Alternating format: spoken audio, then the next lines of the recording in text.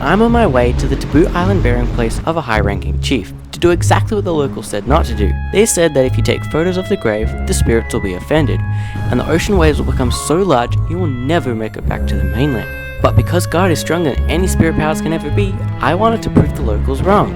So I came up with a plan to secretly video the entire time we were being shown the Taboo grave. And later on in this video, I'm also investigating whether Vanuatu's most popular tourist destination is worth a hefty entrance fee. But I gotta make it to the island first. And the story starts about a week earlier in Brisbane, Australia, where I boarded an aircraft for a hop over to Port Vila, to the tiniest airport I've ever seen. Got picked up by friends and rode in the back of a ute right through the middle of the city to set up camp where we'd come to help film some cooking demos and sermons and a music video in several languages for our scripture song channel. But amongst all that, we took a day trip for some adventure. So after 10 days of busyness, I was finally on the way to the Taboo Island. I didn't get much footage on the way, so we'll skip to Mangaliliu.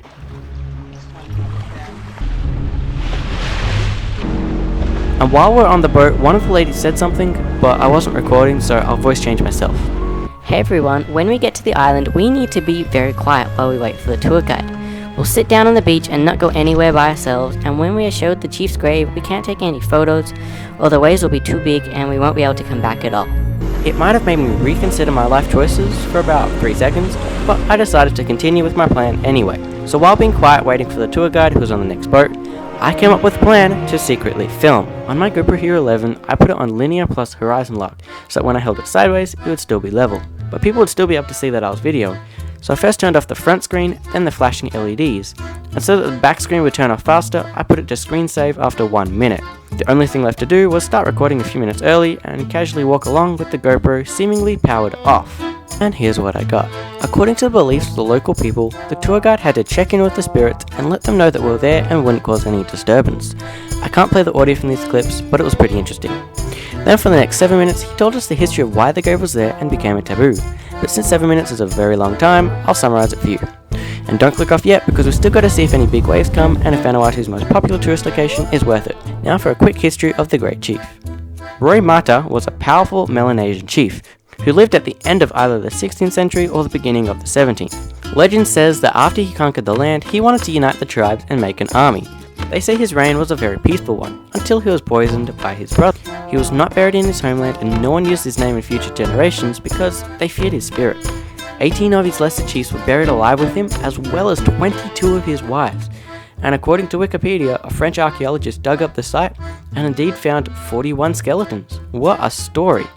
After leaving the grave, we explored the shore of the island and went swimming. But in the back of my mind I wondered, what if the big waves really do come? But no, that can't happen. Can it? And I didn't have to wait long. My GoPro went flat, but my friend Emmett had one of his. As you can see, the ocean was pretty chill. With only a very small waves and a nice ride back, I would call this a success. Taboo broken. Now onto Vanuatu's most popular tourist destination. And don't skip now because this place is wild. This is Blue Lagoon. It's a swimming hole that's 30 meters wide and 50 meters long. And I'm going to rate it based on 3 categories: water quality, people density, and red tape. You'll see. For the first one, water quality, Blue Lagoon is literally connected to the ocean, so it's all salt water. Yet there's no waves. All the silt stays at the bottom, meaning it's pretty clean. It's not like crystal clear see-through or anything, but there's nothing that's going to get in your eyes, so I'd give it 4 out of 5. It feels amazing. Now for people density. Do you have to wait in line forever? Well, yes and no.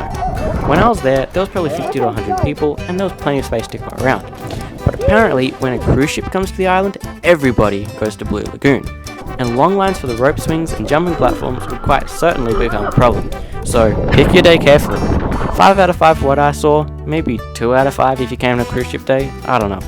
And the last one is what makes Blue Lagoon truly a gem. You see, this place would never pass a safety inspection in Australia. Slippery rocky exits, slimy ladders, no warning signs, and most importantly, no bureaucratic lifeguards enforcing overly strict, useless rules. I mean, if you were genuinely drowning, a local would be sure to come to your aid. But they never told you what you can or can't do. I did tons of flips off every rope and platform, totally belly flop trying to backflip off the big rope swing. I almost said to stop. Okay, my mum did, but definitely 6 out of 5. Like, I had so much fun. I want to come back to Vanuatu just for this place. Not to say the rest of the island wasn't nice. Everyone was really friendly, the tropical fruit was actually any good compared to the imported stuff we have in Australia. and the countryside had bananas growing wild everywhere. So after breaking a taboo by secretly filming a grave and flipping into the best swimming pool ever, I think I've experienced something today I'll never forget, and I hope you have too. So thanks for watching.